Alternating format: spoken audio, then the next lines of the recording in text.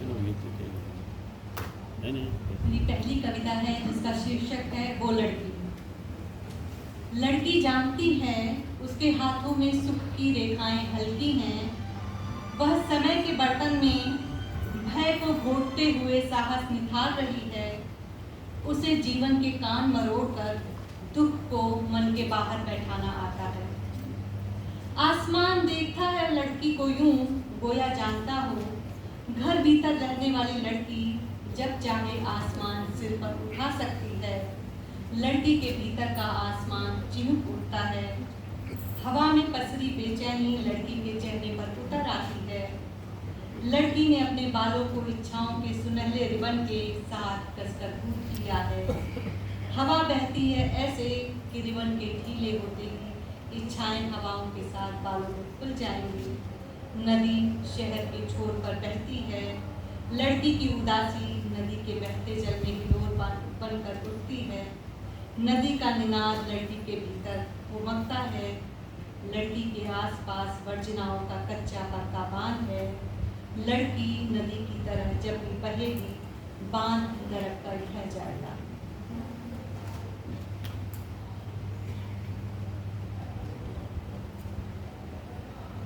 अगली कविता है जिसका शीर्षक है सहेलियां।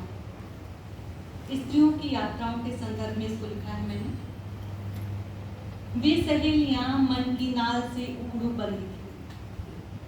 वे सहेलियां मन की नाल से उकड़ू बंधी थी। 7 चौखटों के 7 द्वार पार कर निकल पड़ी किसी रोज यात्राओं की धूल अपने तन पर लपेटने। पहले उन्होंने गली लांघी, फिर मोहल्ला और फिर शहर। हवाओं के उड़न खटोले पर सवार वे चहक रही थीं।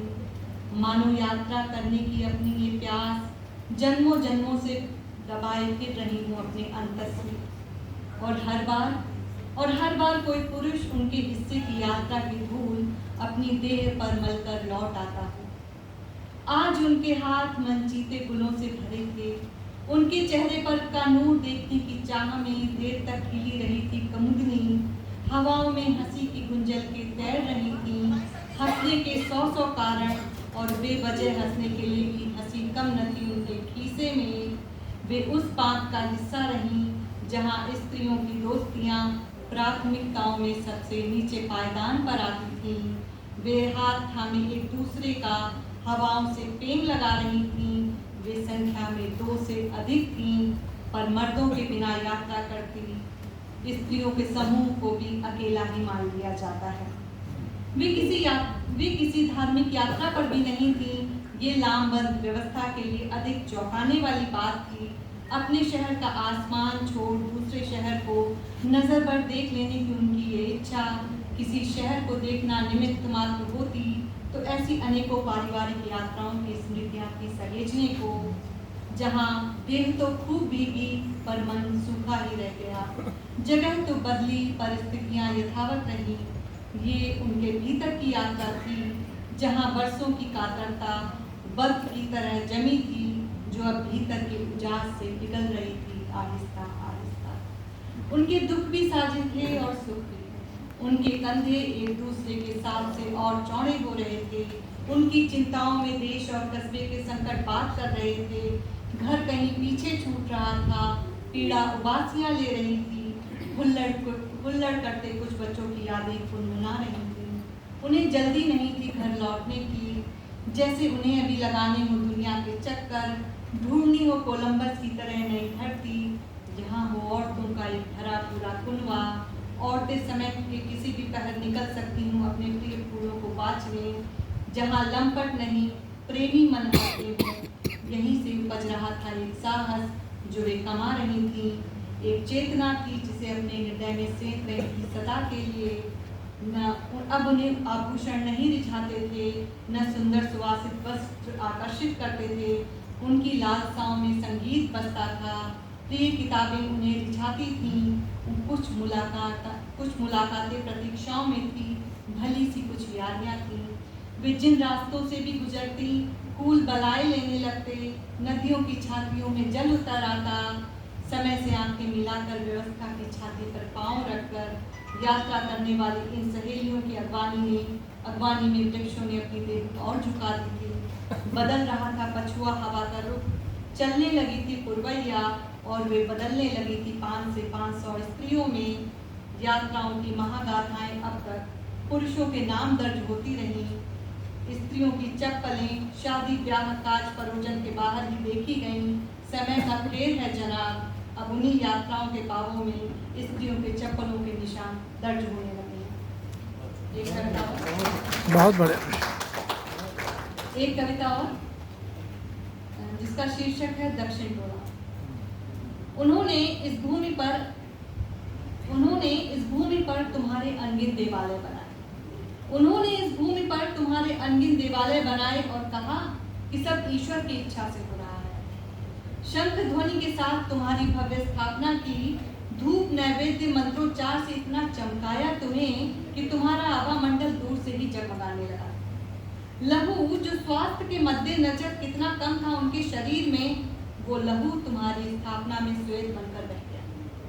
दूध फल और मिष्ठान जो किसी कुपोषित बच्चे की जीभ से लार बनकर टपकते रहे, वो तुम्हारे आगे कुंतलों में भरे रहे। जिस धन से हो सकता था किसी गरीब का निवाह, उससे कई गुना धन तुम्हारे दरबार में रोज चढ़ाया जाता रहा। तुम्हारी याचना में जुड़े रहे हाथ, दूर तक कतारों में खड़े रहे लोग, तुम्हारे अस्तित्व के सवाल से बेखबर रहे वे कि उन्हें ईश्वर से हुए किसी भी सवाल पर घोर आपत्ति रही। तुम हो या फिर नहीं, ये कौन जानता रहता। जैसे भरोसे का एक सिक्का जो नदी में बहा दिया गया, जन्म भर की अनमोल इच्छा के पूर्ण हेतु। जैसे हरित पात पर लिखी कोई अधूरी आस, बाट जोड़ती रहे उम्र भर।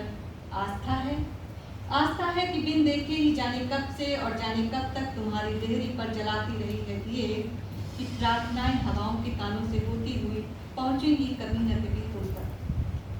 आस्था जो मन का विषय रहा, वो अब मन का उत्सव नहीं, शुद्ध दिखावे की प्रतिज्ञा पर साधा गया लक्ष्य भर रह गया हो। धर्म के भीतर चलने लगा है मल्ल युद्ध, एक दूसरे को परास्त करने का। आवाजों के बूंदे शोर में तुम्हारी आस्था की मुलायम आवाज पीछे धकेल दी गई है।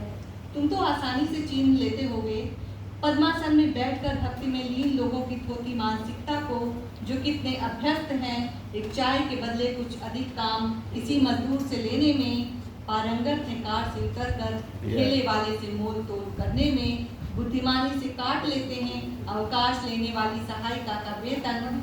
नहीं है उनके शब्दकोश में दया जैसा कोई शब्द, न जमीर जैसी कोई शय, न तुम्हारे लिए कोई प्रतिबद्धता। बस एक छलावा है जो कर लेते हैं किसी रोज आयोजित करके एक धार्मिक आयोजन और जय जयकार कर भर उठते हैं अपने महान होने के दम्भ में। तुम्हें लेनी हो उनके मन से आह, तो तुम उन्हें उस वक्त परखना जब वे कर रहे हो संवाद तथा कथित कमतर समझे जाने वाली किसी जात के व्यक्ति से, या भिन्न धर्म के लोगों का कर रहे हो जिक्र। उनके चेहरे पर उभर आई क्रूरता और घृणा के ताप से ही मानो धरती कुछ और झुलस जाती हो, फूट पड़ता हो कहीं ज्वालामुखी कोई। तुम्हारी सृष्टि के आंगन में गंदला फैलाने वाले ये लोग मेरे बेतुके विमर्श का हिस्सा हैं। ये छद्म धर्मावलंबियों की पदचाप खतरा है तुम्हारी सृष्टि के लिए। तुम्हारा अस्तित्व जिनके लिए अपने कृत्यों को ढकने का जीना भर पड़ता है। महाधीशों ने ललकारा है, जोर से हुंकारा है, यही सर्वश्रेष्ठ समय है धर्म को बचाने का। कैसे बचाया जाए उनके द्वारा पोषित धर्म, जबकि उनके धर्म की हर व्याख्या से अब भय लगता है उनके गड़े हुए लाल आंखों वाले ईश्वर की मूर्तियां देखकर। बच्चे सहम जाते हैं उनके काफिलों को देखकर। हम संख्या में थोड़े और कम रह जाते हैं तुम्हारे इस रूप को थोपे जाने से। समय के संगीत काल में तुमसे भी बड़ा एक ईश्वर गढ़ लिया गया है, जिसकी असीम शक्तियों का नाच चहुं ओर गूंज रहा है। उन्होंने ऐलान किया है कि ये समय तुम्हारा है। तो हे देव, तुम जो हजारों वर्षों से नहीं सो पाए हो भरात नींद, अब पांव पसार कर सो रहो। तुम्हारी रक्षा करने वालों का दक्षिण टोला पूरी मुस्तैदी से जाग रहा है। बहुत बढ़िया।